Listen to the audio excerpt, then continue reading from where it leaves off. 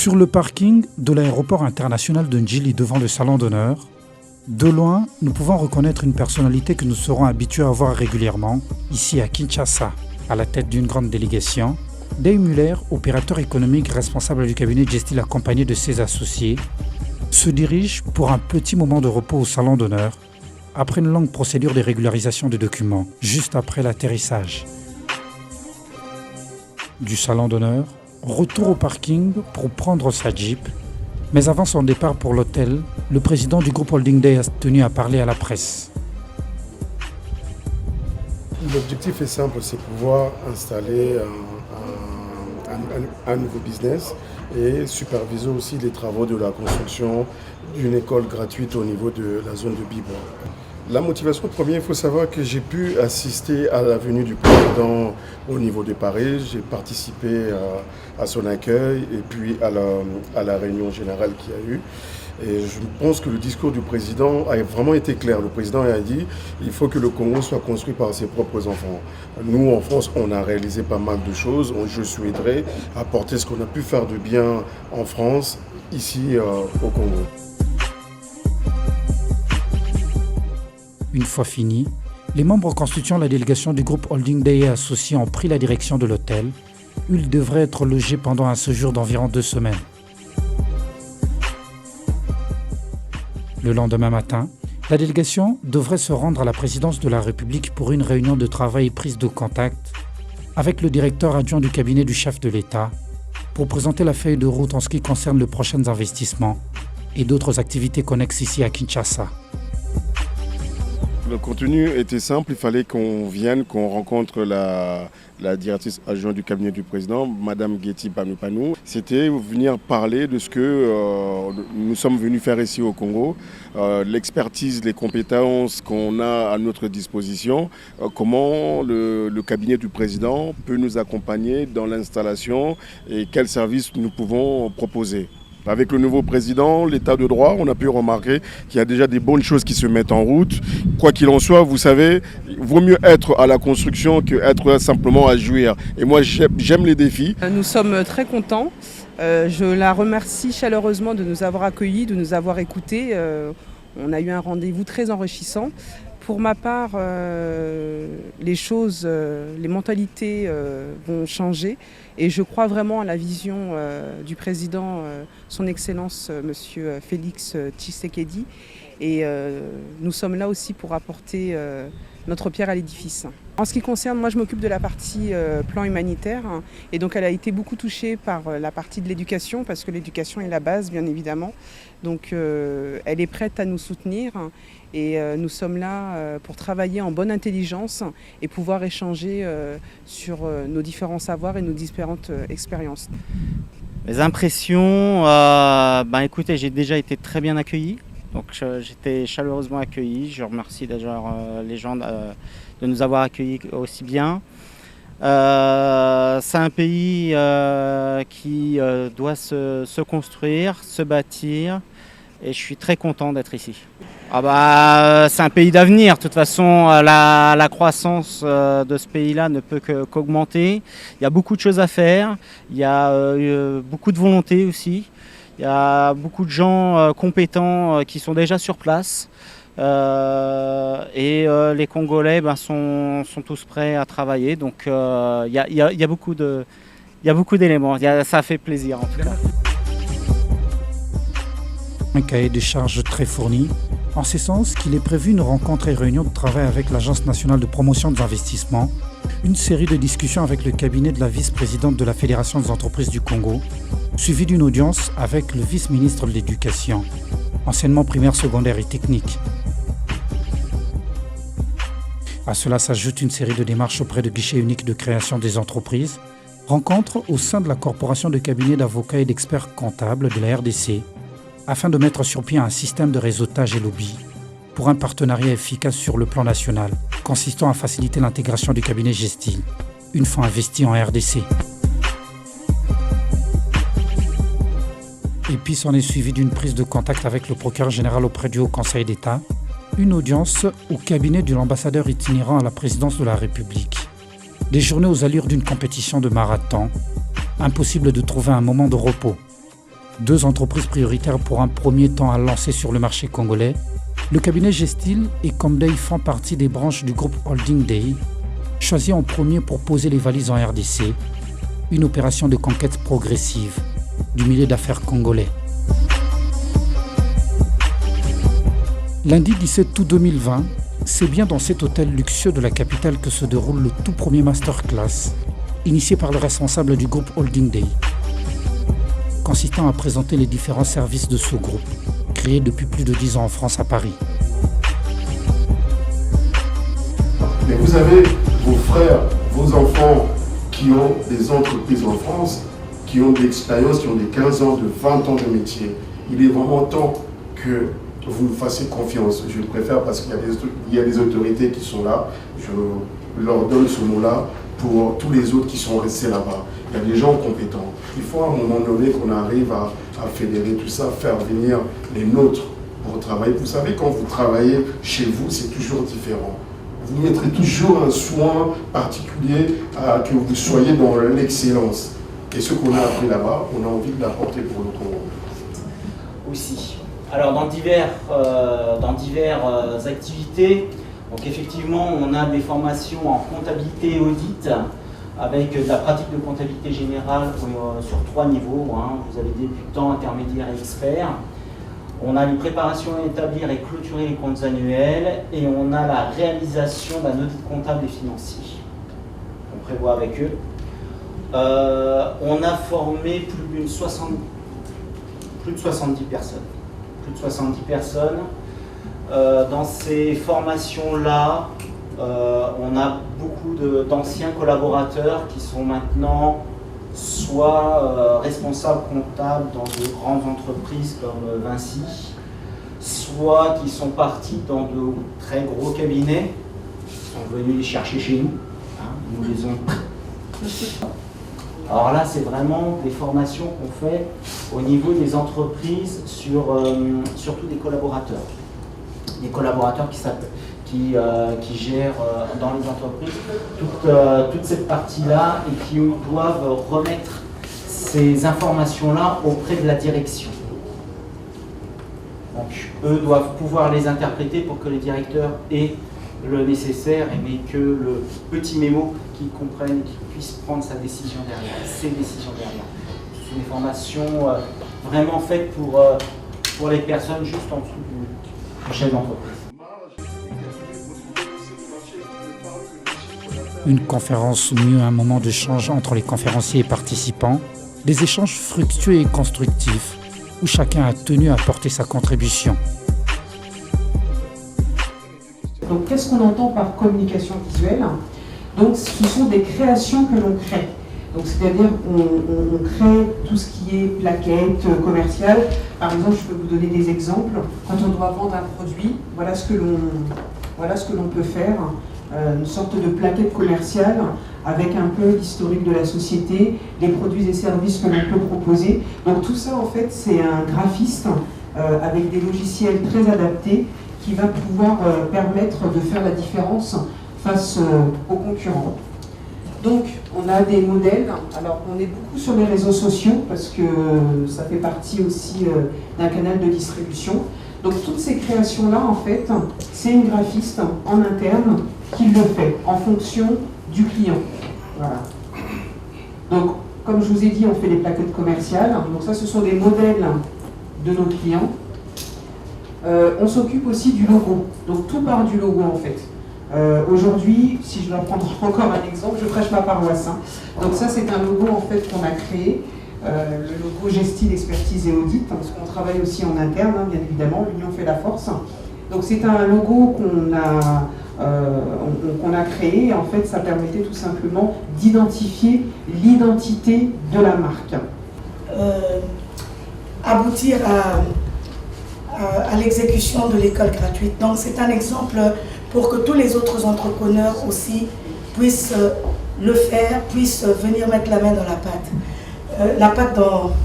La main dans la pâte. Bon. Ok. Donc par rapport à cela, nous avons aussi pris des contacts avec les communes en France, disons à Paris. Nous avons pris des contacts qu'il faut pour le jumelage entre villes congolaises et villes françaises et belges même. Donc, essayer d'apporter l'expérience qu'ils ont ici chez nous au Congo et que l'expérience que nous avons aussi chez eux. Parce que c'est bien facile, nous avons les enfants en France qui vont à l'école du matin à 17 h, ils mangent à la cantine, ils ont toute la facilité. Mais nous avons des enfants ici qui vont à l'école affamés, mais qui ont les potentialités, l'intelligence et le savoir. Donc de la même façon, nous voulons que ces enfants apportent quelque chose dans ce jumelage avec les enfants en France et que les enfants en France apportent aussi quelque chose ici à Kinshasa. Notre Congo pour le développement, un concept qui s'apparente en une journée d'échange sur l'entreprise, une pédagogie utilisée par le directeur général du groupe Holding Day et ses associés pour étaler leur vision sur le monde de l'entreprise congolaise. Alors, chacun dans son domaine, moi, je réfléchis. Je me dis, mais comment faire pour apporter un plus à notre pays? Et on se dit, tenez, on va réfléchir à des pistes de réflexion, on va le mettre. Si on a la possibilité que ça arrive aux décisionnaires du pays, ça sera une bonne chose. Je ne suis pas le seul à être dans cette démarche-là. On est plusieurs, mais il faut que chacun imagine un Congo meilleur. Et après, bien sûr, ce n'est pas le tout d'imaginer, il faut passer à l'action. Ce qui nous fait défaut aussi, souvent, on le voit même quand on veut faire des contributions, même pour les orphelins, même pour soutenir une sœur ou un frère, on encourage verbalement, mais pour mettre la main à la poche, les choses s'arrêtent là. Donc voilà, je vais faire passer. Les orateurs pour m'avoir associé à cette belle présentation qui a été extrêmement utile. Et je voudrais, en guise de remarque, ou plutôt de commentaire, dire que je pense que j'ai été fortement inspiré par beaucoup des choses qui ont été dites ici. Parce que je pense que le Congo est un grand pays, est un pays qui a d'énormes richesses, mais qui malheureusement n'exploite pas toutes ses potentialités. Et je pense que vous avez jeté les bases de quelques pistes qui peuvent nous aider à aller vers la recherche de ces potentialités. On parle souvent de grands agrégats macroéconomiques, on parle souvent de grandes entreprises qui aident à mobiliser des recettes pour l'État, mais je pense qu'on néglige un tout petit peu les PME et l'entrepreneuriat. Et je pense que ce que vous avez présenté aujourd'hui, comment est-ce que vous pouvez soutenir les entrepreneurs à professionnaliser leurs pratiques, leurs process, créer plus de traçabilité dans ce qu'ils font, est une bonne chose. Parce qu'en définitive, ça permettra également de créer une meilleure traçabilité de ressources pour l'État. Et je pense que cela pourra contribuer à créer un écosystème vertueux où l'entrepreneur sera motivé de payer son impôt, fera montre de civisme fiscal, simplement parce qu'il saura que l'État pourra également bénéficier des moyens pour remplir les fonctions. En tant que Congolaise, je suis enchantée de voir ce type d'initiative et de Congolais de la diaspora qui reviennent de plus en plus. Je pense que c'est un des moteurs importants qui va contribuer donc, au développement, mais je dirais surtout à la transformation du Congo. Vous avez parlé de beaucoup de domaines, de l'entrepreneuriat, vous avez parlé aussi dans le domaine de l'éducation, de la santé, etc. Et de par mon expérience, j'ai travaillé 30 ans dans le développement, malheureusement pas au Congo, au niveau de l'Afrique, notamment à travers la Banque africaine de développement. Et je voulais vous encourager à développer un partenariat public-privé. Parce que c'est clair que le secteur privé a une contribution majeure à apporter au développement, mais le cadre, il faut que le cadre, l'environnement propice, les réformes et tout ça, ça vient de l'État. Donc par exemple, vous dites, vous construisez des écoles, mais si je prends l'exemple de pays émergents au niveau de l'Afrique, personne ne peut venir construire une école sans entrer dans la carte scolaire du gouvernement. Parce que c'est le gouvernement qui définit les besoins, etc. pour autant que le système fonctionne. Donc, c'était juste pour vous encourager à, si vous le faites déjà, en tout cas à collaborer avec les ministères, parce que je pense que c'est, je crois que c'est Obama qui l'a dit, hein, on n'a pas besoin d'État fort, on a besoin d'institutions fortes.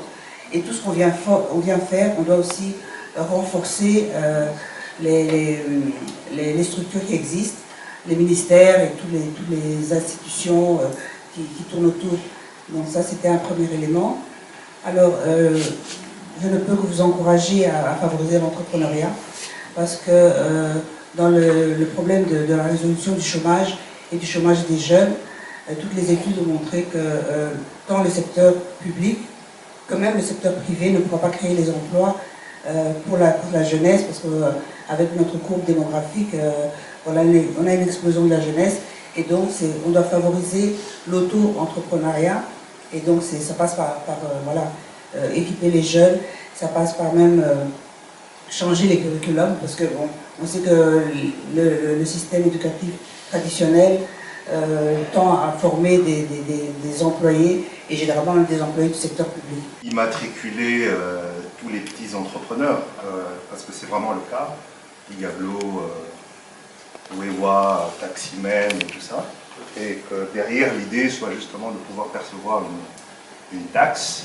et in fine, que ça crée un fonds pour une microcrédit. Je suis dans le secteur public, il ne faut pas faire confiance à l'État.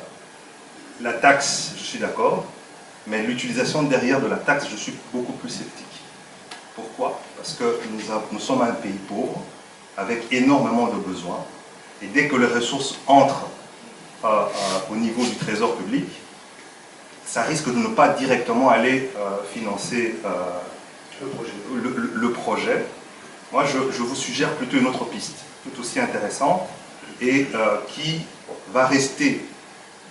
La taxe sera toujours là, puisque les entreprises, enfin les micro-entrepreneurs ou bien les petits entrepreneurs seront identifiés, matriculés, mais le financement, ça peut partir d'un autre besoin qui est évident, qui est trivial pour ces gens-là, c'est l'assurance santé, l'assurance décès, parce qu'un Wewa aujourd'hui qui tombe malade, si vous lui dites qu'il peut être assuré derrière, pour les jours où il ne s'est pas presté, ça sera un incitant intéressant.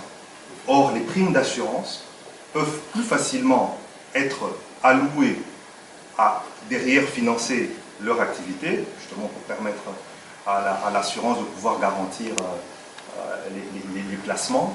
Je crois que c'est beaucoup plus orthodoxe que de penser à la taxe, parce que l'État, dès qu'il a l'argent, peut l'utiliser à d'autres besoins, et l'État est souverain. Créé en 2016 par Day Muller et son associé Laurent Bailly, le cabinet Gestil propose de services d'audit, de plans comptables pour les entreprises et propose également des accompagnements en termes d'interlocuteurs privilégiés des entrepreneurs. Là, l'objectif, au fait, c'est créer quand même une plateforme. Je sais qu'il y a déjà d'autres personnes qui ont aussi cette idée-là. Et moi, par ma formation et de par mon métier, que je travaille déjà dans le milieu de l'entrepreneuriat, je trouve qu'il est nécessaire, en fait, de créer une plateforme qui va référencer surtout les compétences de la diaspora. Aujourd'hui, je ne pense pas, dans les hautes sphères, qu'on puisse avoir un fichier digne de ce nom, qui va permettre de dire, mais tenez, j'ai un Congolais qui est spécialisé en informatique, il habite en Suède, cet homme-là, c'est un des meilleurs, il a développé l'informatique dans le gouvernement suédois, mais cette personne-là, j'aimerais bien qu'il vienne travailler pour le pays. Pour moi, il est nécessaire que toutes ces compétences-là soient réunies à un moment donné au sein d'une plateforme pour pouvoir échanger et les classer par domaine d'activité. Parce que quand on est classé par domaine d'activité, on pourra plus facilement dire, tenez, la ville de Kinshasa a envie de construire 3 salles de conférence, mais tenez, avant de faire appel à des Chinois, à des Turcs, à des Libanais, mais il y a la plateforme où il y a les Congolais compétents qui existent. On va aller, on va faire appel à eux, on va leur demander de répondre, parce que je sais que tout ce domaine-là est encadré, d'accord? On met sur le marché, chacun va répondre dans toute légalité comme on passe à l'état de droit, et le plus performant, le plus compétent devra gagner le marché. Une expérience avérée de presque 2 décennies. Ce cabinet intervient également dans des conseils visant à aider les entreprises à bien élaborer des fiches de déclaration fiscale. Il offre de services d'audit social et de conception de business plans, ainsi que l'élaboration des états financiers pour les entreprises. Alors actuellement, on est sur du coaching, de la formation et de la communication. Voilà ce que nous offrons actuellement. Formation pour le personnel, les dirigeants, les personnes. On a aussi la partie expertise et audit avec lequel on travaillera forcément avec nos confrères et consoeurs de l'ordre des experts comptables qui se trouvent au Congo. Et l'objectif vraiment pour nous, c'est de toucher d'abord les PME, les petites et moyennes entreprises, de les accompagner et de pouvoir développer ce secteur d'activité qui est extrêmement important et qui est en fait la base d'une économie d'un pays. Qu'est-ce qui me pousse à venir investir ici sur Kinshasa?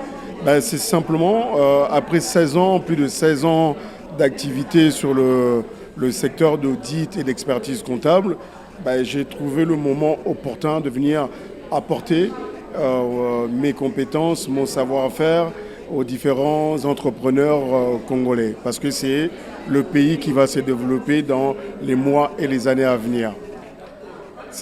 Vous savez, quand vous êtes chef d'entreprise, vous maîtrisez votre corps de métier. Mais malheureusement, le plus souvent, vous ne maîtrisez pas la gestion. Vous n'avez pas la possibilité d'établir toutes les déclarations sociales et fiscales. Donc nous, on vient apporter ce service-là auprès des entrepreneurs qui pourront externaliser ces prestations-là et on pourra les réaliser pour leur compte. Et eux, ils seront amenés à se concentrer sur leur métier de base. Le Congo nous appartient. Nous sommes les enfants du Congo et nous avons ce devoir d'apporter notre expertise pour ce peuple, pour ce pays. C'est ma première motivation, avoir un Congo fort avec ses propres enfants, sa propre matière grise en fait. Services de conseils fiscaux et d'audit contractuel, de la création et de la modification statutaire et dissolution ainsi que liquidation des entreprises. C'est déjà la base. Nous sommes censés être les médecins des entreprises, on est censé être les garants de l'État. Parce que si nous, on fait correctement notre travail, ça garantit à l'État de recouvrir réellement tout ce qui est taxes et impôts. On a une mission très simple et très spécifique. Développement économique de mon pays, parce que je suis congolaise d'origine. Je suis née à Ndjili aussi, quartier 5. Et j'avais ce besoin-là de revenir dans la terre de mes ancêtres. Donc développement économique, mais comme on l'a si bien dit, ça ne va pas sans le développement sociétal. Le bureau Comday, par contre, propose un service diversifié dans le domaine de la communication, notamment la conception de chartes graphiques pour les entreprises et les coachings, pour ne citer que cela. Sortis satisfaits de ces échanges, les participants à la conférence ont ici livré leurs impressions. Et je pense vraiment que s'ils arrivent à travailler comme il se doit, ils pourraient aider à plusieurs niveaux à ce qu'il y ait une meilleure inclusion financière de certains entrepreneurs qui aujourd'hui sont coupés des marchés de capitaux. Ils pourraient aider à établir des process pour la traçabilité de certaines recettes que l'État ne perçoit pas et comme ça élargir l'assiette fiscale, éviter le coulage des recettes. Et ils pourront, je pense, assainir l'écosystème général des affaires, la manière de les faire, de telle sorte qu'il y ait plus de transparence, de traçabilité, de meilleures pratiques d'émulation. Et je pense que tout ça pourrait vraiment participer à une plus grande valeur ajoutée au niveau local, au niveau de l'entrepreneuriat et au niveau de l'économie en général.